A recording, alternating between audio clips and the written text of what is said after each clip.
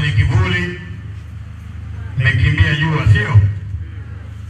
Lakini kama mmemkimbia Majaliwa, na kuna wanaume mnasikilizia mkutano mbali kwa sababu ya Majaliwa, na mama ulioko hapa ukagundua mume wako anasikilizia mkutano mbali kwa sababu ya Majaliwa, ukitoka hapa pitia dera kampedera, kwa sababu ndugu zangu, mimi ni mara ya pili nafika, ya pili, na nimekuja, tulitokea kata ya Chinongwe, tumetokea kata ya Chinongwe. Tukiwa kwenye kata ya Chinongwe, kuna document walinipa nipe mwenyekiti, ambao ilikuwa ni risala ya watu wa kata ya Chinongwe, wanalalamikia jinsi wanavyoumizwa kwenye mazao. Mfano, zao linatoka Chamani linapelekwa Gala Kuu, limetoka kilo 8 Gala Kuu, linafika linapatikana na kilo 7,200, kilo 800 zimeibiwa kwa waziri mkuu. Lakini mkulima mwenyewe hana wakuoja matokeo yake. Mkulima kama aliuza kwa kilo shilingi 2,000, atalipwa shilingi 1,800, shilingi 200 nakatwa. Mfano, msimu huu kuna wakulima wameuza mnada kwa shilingi 2,700, malipo wakachelewa, lakini alipokuja wakalipwa kwa shilingi 1,800. Maana yake wameibiwa shilingi 900 kwa waziri mkuu Majaliwa. Nisikilizeni wangu, sio heshima mbunge wenu kuwa waziri mkuu na kuja hapa na ving'ora. Ni heshima kuwa na mbunge na waziri mkuu anayeweza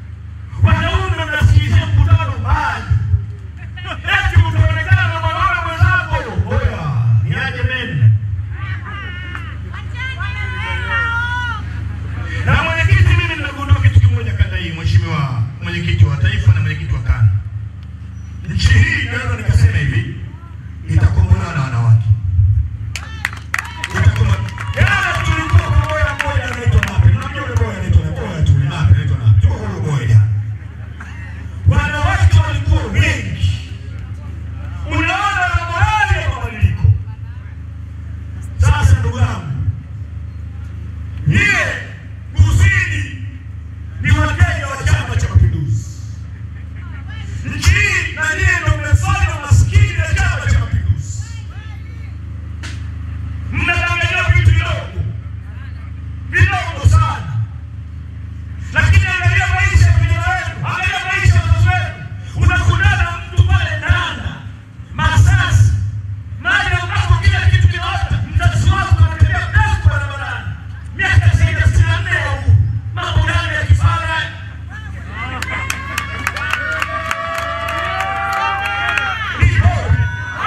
Mama zetu wote wanakuwa machinga. Mama anabeba karai na ndizi, anauza karanga. Vijana hali inakuwa mbaya, unajua maisha yanakuwa magumu. Tunashiriki vijana hata kuoa wataki. Anataka tuwasogeza huduma ya karibu, apige mimba ingie mti. Hadi mtoto anakuwa nini? Ukienda vijijini, nchi yote hii, mama zetu tunapelekea watoto wa kuolea. Mama ana wajukuu wengi unasikia na shule, kwa sababu vijana mjini maisha yamekuwa magumu. Wanazaa acha mtoto kijijini na mwache mama yake presha. Umaskini. Vijana wenu wote wanafahamu wamekuwa bodaboda. Wote. Nchi hii kila kijana akianza shule ni pikipiki. Wanakufa barabarani maelfu. Wanaua vifua, wanaua migongo. Halafu mnaambiwa bodaboda ni ajira. Kama bodaboda ni ajira, mwambie Mama Salma amwambie Rizwani acha kuwazia akaendesha bodaboda.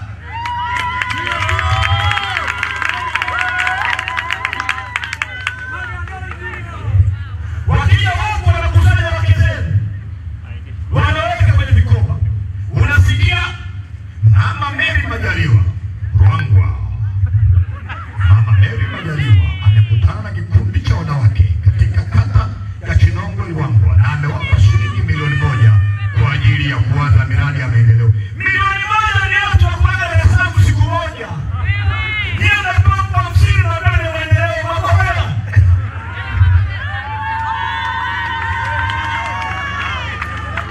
Tunakuaga siku moja. Ninasema nilipokuwa jana, hata elimu hizi wanakuja huku wanawajengea mashule. Wanaona tumewaosha elimu, tumejenga shule za msingi. Wamejenga majengo, hawajaboresha elimu. Ndio maana watoto wetu hawasomi kwenye shule wanasoma watoto wenu. Mimi msomo nisoma shule ya kata. Hizi hasomi, nakwambia hasomi. Hizi tunafundisha Baba na mama anakula wali na maharagwe.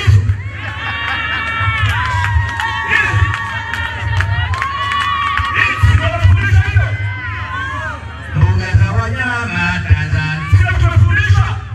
Mtoto anamaliza masawa, anaingia mtaani, hajafundishwa ujuzi wowote. Maisha yanambana, anaanza kufikiria shuleni walimu walifundisha nini. Baba na mama anakula. Ngome anakataa mjini, maisha yanakuwa magumu, anakimbilia kwenye maisha ya ajabu, wanakuwa walevi kwa sababu ya umaskini. Nchi hii haikupaswa kuwa hivi, hasa mikoa ya kusini. Tuko hivi kwa sababu Tunatawaliwa na watu wajinga Chama cha Mapinduzi. na nikiwaita CCM wajinga, sifanyi kosa, nataja sifa yao. Sifa CCM ni wajinga. Tuna dhahabu, tuna almasi, tuna mlima Kilimanjaro, tuna mbuga za wanyama, tuna bahari, tuna maziwa, tuna korosho, tuna kahawa, tuna pamba, tuna pareto, halafu tuna maskini. Maborawa. Sasa kwa nini tumekuja Ruangwa? Nisikilizeni kwa nini tumekuja Ruangwa. Memona mwenyekiti wetu hapa Anapanda kwa shida kwa sababu alipigwa risasi nyingi sana. nafahamu tumepitia matatizo mengi sana. Mimi waziri mkuu ndo rafiki yangu. Wakati napitia matatizo huko kidogo tulikuwa tunaongea. Na kipindi niko jela kule alinitumia salamu kupitia kwa jela. Msalimieni Lema mwambie asife. Sasa kwa sababu alinitia moyo na mimi nimekuja kumshughulikia yeye tena na watu watoni, usipomkumbusha kaendelea na dhambi anaenda motoni huyu. Sio. Sasa kwa nini tumekuja? Kwa nini tumekuja? Mmesikia chama chetu tunasema no reforms, no election. Mmesikia sio? No reforms, no election.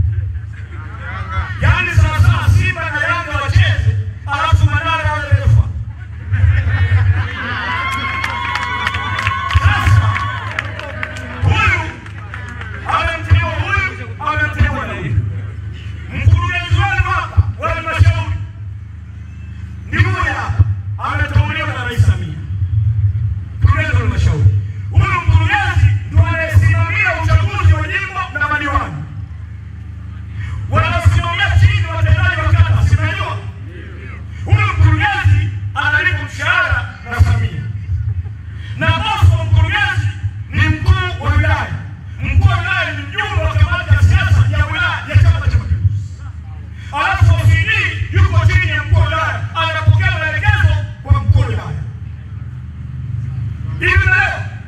Sasa hawa huyu ni mkurugenzi. Huyu ni mkurugenzi. Huyu hapa mwenyekiti wa tume. Mkurugenzi wa tume. Rais Samia. Mkuu wa wilaya. Hawa wote ndio wasimamizi wa uchaguzi. Na hawa askari wote wanachukua oda kwa OCD. Ana OCD anachukua oda kwa mkuu wa wilaya. Sasa huyu Lissu anasema ili uchaguzi uwe huru na haki, maana hawa watu wote wanaosimamia uchaguzi ni watu wako. Uchaguzi lazima ndio wako wako. Mshikibendera, refa ni wako wako. Mpaka golikipa anatokea yeye. Leo tunasema uchaguzi huu hauwezi kuwa huru na haki. Ili uwe huru na haki, tunataka watu hawa ili walitume huru kisheria, wasikuogope wewe, wasiniogope mimi. Twende kwenye game tukiwa huru, ili ukinishinda nikushike mkono. Rais Samia hataki. Hapa mbunge wenu walipita bila kupigwa. Kwa wana wapi? Hata unasikiaje la maisha? Eti unapita bila kupigwa. Unapitaje bila kupigwa? Unapitaje bila kupigwa? Ni kwa sababu ya masuala ya kihuni ya kiuchaguzi. Sasa tunasema ili uchaguzi uwe huru na haki, tunataka tume huru ambayo haitambeba mtu. Jamani, kati ya sisi na wao nani wanaongea mapenzi ya Mungu? Sasa je, mtasema na tunajaribu uchaguzi. Mimi nimekuwa mbunge miaka 10 ya Arusha. Nafahamu mbunge wenu, waziri mkuu, rafiki yangu kabisa. Kabisa rafiki yangu. Nafahamu, nimekuwa mbunge miaka 10. Tumepigania haki za uhuru wa uchaguzi. 2019 mnajua Magufuli alichofanya. Aliiba mitaa vitongoji nchi nzima. 2020 akatuzuru majimbo sisi. Mimi niliposhindwa ubunge wa Mshangiri mimi nilishinda Mshangiri na nani? Nimesikia wale jamaa wale nani ndogo wale Makonda anataka. Chukua Makonda, jumlisha mke wake. Jumlisha na wewe. Alafu join Arusha. Alafu mimi nafanya kampeni kwa chumbani. Asubuhi easy.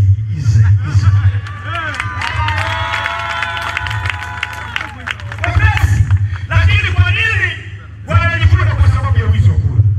Na sasa hatari yake ni nini? Nenda nchi ya wameelewa. Hatari yake ni nini? Hatari yake ni moja. Mnapokuwa hamna uchaguzi wa ushindani, maana yake mnakosa kupata serikali yenye ushindani. Mbunge wa CCM akiingia bungeni ama Chadema akajua nisipotumikia wananchi wangu, uchaguzi unaokuja itakuwa ni mbaya, maana yake ni kwamba ataanza kufanya kazi zetu. Sasa unadada akisimama hapa ameanza ukunda wa muda, na mimi naheshimu kwa sababu tuna mwingine anachukua.